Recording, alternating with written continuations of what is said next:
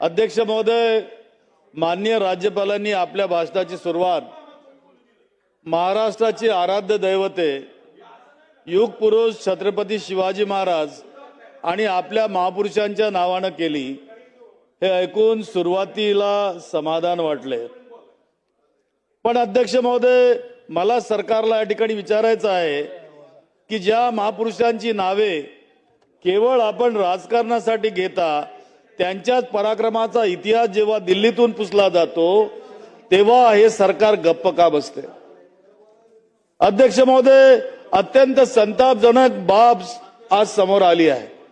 एनसीईआरटीने इयत्ता 8वीच्या इतिहासाच्या पाठ्यपुस्तकातून मराठा साम्राज्याचा तो गौरवशाली नकाशा चक्क हटवला आहे। ज्या नकाशात राजस्थानचा भाग मराठ्यांच्या अधिपत्याखाली होता तो नकाशा आता गायब करण्यात आला। अध्यक्ष महोदय, माझा या ठिकाणी थेट आरोप आहे की केंद्र सरकारने राजस्थानच्या काही राजकीय घराण्यांच्या दबावाखाली येऊन हा नकाशा हटवण्याचे पाप केले आहे। ज्या मराठ्यांनी अटकेपार झेंडे लावून संपूर्ण भारताला परकीय आक्रमणापासून वाचवले, ज्यांनी खऱ्या अर्थानं दिल्लीचे तख्त राखले, त्यांचा दैदिप्यमान इतिहास पुसून टाकण्याचा हा सुनियोजित कट तर नव्हे ना? अध्यक्ष महोदय, 18व्या शतकात राजस्थानच्या रियासती मराठ्यांना चौथ आणि सरदेशमुखी देत होत्या। याचे शेकडो ऐतिहासिक पुरावे उपलब्ध आहेत। अध्यक्ष महोदय, मग केवळ राजकीय सोयीसाठी आपल्या पूर्वजांच्या शौर्याचा अपमान महाराष्ट्र का सहन करणार? अध्यक्ष महोदय, आमच्या नागपूरचे भोसले घराण्याचे वारसदार श्रीमंत मुदोजी राजे भोसले यांनी यावर तीव्र आक्षेप नोंदवला आहे। या संदर्भात संभाजीनगर जिल्ह्यातील रामजीनगर सोनेगाव येथील श्री ऋषिकेश जगन्नाथ निकम यांनी दिनांक 7/1/2026 रोजी आरटीआय मध्ये विचारले। अध्यक्ष महोदय, आरटीआयची प्रत माझ्याकडे आहे आणि ती प्रत या ठिकाणी सांगते की आम्ही हा नकाशा काढण्याचा निर्णय घेतला आहे।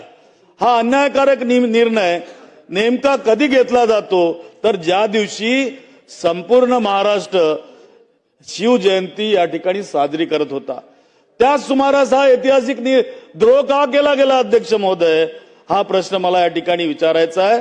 त्यामुळे अध्यक्ष महोदय, जर संपूर्ण भारताच्या अभ्यासक्रमातून मराठा साम्राज्याचा नकाशा हटवला तर येणाऱ्या पिढीला आपण काय सांगणार आहोत? कोणता इतिहास सांगणार आहोत? अध्यक्ष महोदय, आमचे साम्राज्य काय फक्त सह्याद्रीच्या कडेपारीपर्यंतच मर्यादित होते का?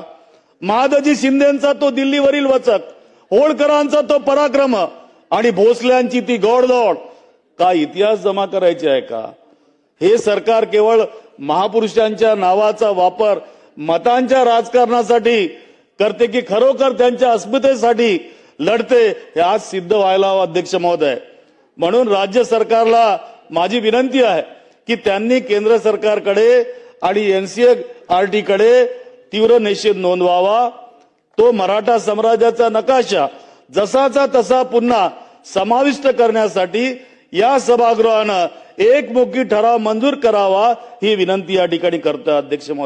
अध्यक्ष महोदय, महाराष्ट्राच्या अस्मितेशी आणि महापुरुषांशी, त्यांच्या इतिहासी जर कोणी खेळत असेल तर हा महाराष्ट्र कधी आपल्याला माफ करणार नाही। अध्यक्ष महोदय।